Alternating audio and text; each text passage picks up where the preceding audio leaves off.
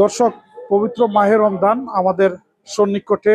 আজ রাত্রে সেরি খাবেন যারা মুসলমান রয়েছেন, তারা রোজা রাখার জন্য।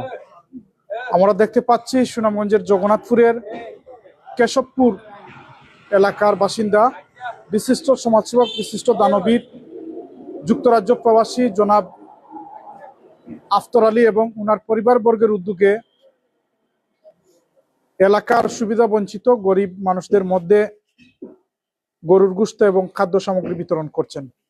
আমরা ওনার বাসার সামনে রয়েছি। আমরা যদি একটু আপনাদেরকে দেখানোর চেষ্টা করি, আমরা দেখতে পাচ্ছি এখানে খাদ্য সামগ্রীর অংশ হিসেবে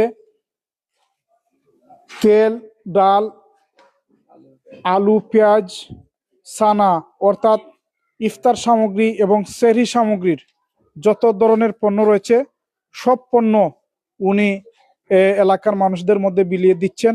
আমরা আপনাদেরকে দেখানোর চেষ্টা করছি সুনামগঞ্জের জগন্নাথপুর উপজেলার জগন্নাথপুর পৌরসভাধীন কেশবপুর এলাকার বাসিন্দা, বিশিষ্ট সমাজসেবক, বিশিষ্ট দানবীর জনাব আফতর আলী এবং ওনার পরিবারবর্গের উদ্যোগে গরুর গোশত এবং ইফতার এবং সেহরি সামগ্রীর যে পণ্য রয়েছে সেইগুলো বিতরণ করছেন।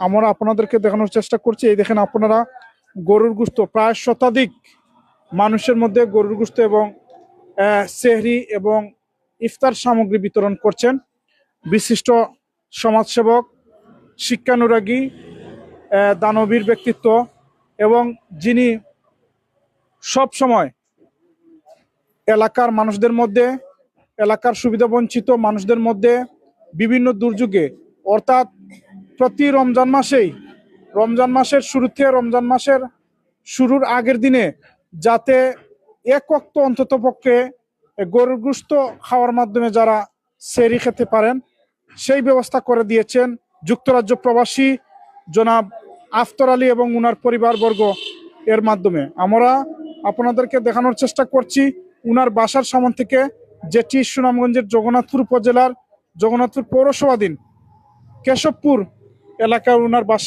উনার বাসার সামনে থেকে আমরা দেখানোর চেষ্টা করছি। আমরা জানতে পেরেছি ইফতার এবং সেহরি সামগ্রীর যত ধরনের পণ্য রয়েছে সব ধরনের পণ্য উনি বিতরণ করছেন এলাকার সুবিধা বঞ্চিত এবং গরিব মানুষদের মধ্যে। আমরা যদি একটু আপনাদেরকে জানানোর চেষ্টা করি, জনাব আফতর আলীর পক্ষ থেকে এবং উনার পরিবারবর্গের পক্ষ থেকে গরুর মাংস 1 কেজি দেওয়া হচ্ছে, সয়াবিন তেল 2 লিটার দেওয়া হচ্ছে, চাল 3.5 কেজি দেওয়া হচ্ছে, পেঁয়াজ 2 কেজি দেওয়া হচ্ছে।